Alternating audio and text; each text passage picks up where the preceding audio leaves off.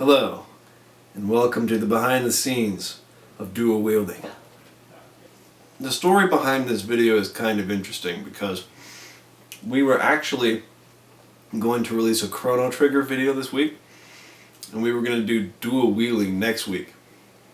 Actually, originally, we were going to be doing another Imaginary Warzone next week, but things have changed. So, the Chrono Trigger video has tons of effects. Almost every single shot in the whole video, which is nearly 4 minutes long, maybe over that, is an effect shot. And we thought we would have it ready for this week, but Landon got married, so he's on his honeymoon and wasn't able to be here every single day last week, and when he was able to be here, only for, a couple hours or whatever.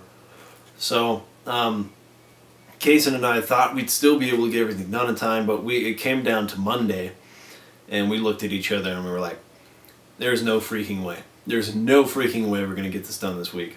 So we decided to push the Chrono Trigger video back to next week on the 31st, and we're thinking about something else we could do, something easy and quick that we could release this week.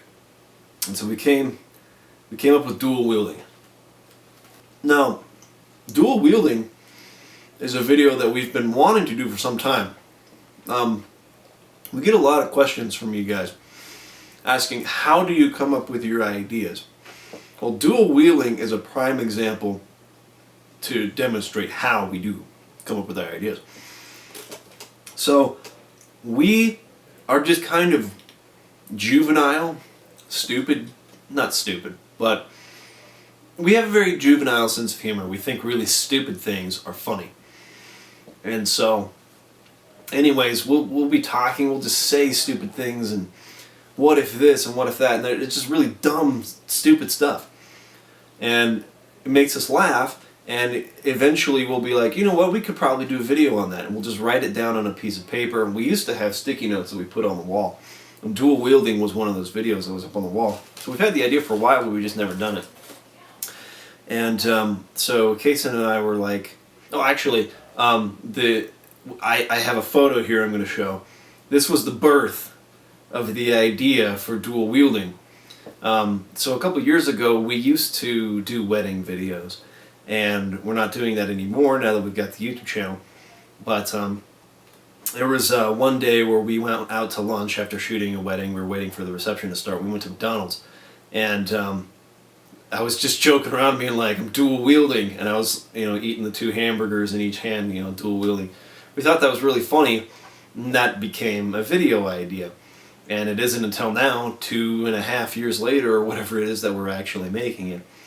But yeah, that's kind of where the idea for dual wielding came from, was from eating out of McDonald's, just like I am right now, and wielding the burgers in each hand and dual wielding. Hey, what's up? So this location that we're at right now, what is it called? It's called I don't know. Something Shoreline. Bonneville Shoreline. Bonneville Shoreline. I don't know why it's called that, because there's no shoreline here. Not anymore. But this was actually a location that we used for one of our very first YouTube videos, Imaginary Warzone. It's kind of a big hit on our channel now. But it was like our second or third video, I think, that we put up, maybe fourth. But yeah, so like that fence up there, that's where I was shooting down at Kaysen from, and then Kaysen was down here like deeping it from behind. Down here? Thing. Yeah. Yeah, this was all filmed here. And this is actually one of the few locations that we have not reused. Like, we've shot at the Zuso building where Matt works like multiple times. We've gone to Vivian Park multiple times. We've used lots of our locations kind of multiple times from different angles. But this is one we haven't come back to. So this is kind of interesting coming back here after a couple years. But this is where we're going to do our dual wielding. Well, it was supposed to be 2 shotguns, but we don't have 2 shotguns. So we're going to have an assault rifle and a sniper. And I'm just going to kind of be firing up at these clay pigeons with 2 of these at the same time. So, bow, bow, bow, bow, bow, bow, bow, bow, bow. And hopefully that'll be fun. So. When we were getting this hilarious Mike looking both ways kind of shot, this is the way that we did it. And if you want to do this yourself, all you need to do is have have as still a shot as you can. So put the camera on a tripod, get it fixed, but either way, your subject is going to be moving unless they can keep their head like absolutely perfectly still. And so when I had first tried this with Mike, I just went ahead and split the, cut a mask around his eye, and anyways, didn't quite work because he's not completely still, right? He's shaking a little bit. And so we got him looking both directions. What I ended up doing was tracking both corners of his eye here, right? So I tracked for position and rotation so that we get all the subtle movements of Mike's face here in my composition, not on, this is hysterical. Okay, right here, what I did to this layer is before I drew the mask, I went ahead and applied a warp stabilizer to it. And I made sure that it was on subspace warp. And select no motion here in After Effects. If you have, I believe, 5.5 or better, then you can do this warp stabilizer. And what it'll do is it'll completely freeze your image so that there is no movement happening. Now, it warps Mike's face, and it makes things look a little bit weird, which is why it's called warp here, because it's holding things where they are, but Mike actually was moving, so it's having to adjust, like the background gets all warply and wonky. That works great, though, because it keeps Mike's eye in that one spot, and all I needed was his eye in that one spot in order to effectively glue it on here. Now, there's other ways to do this, such as Mocha.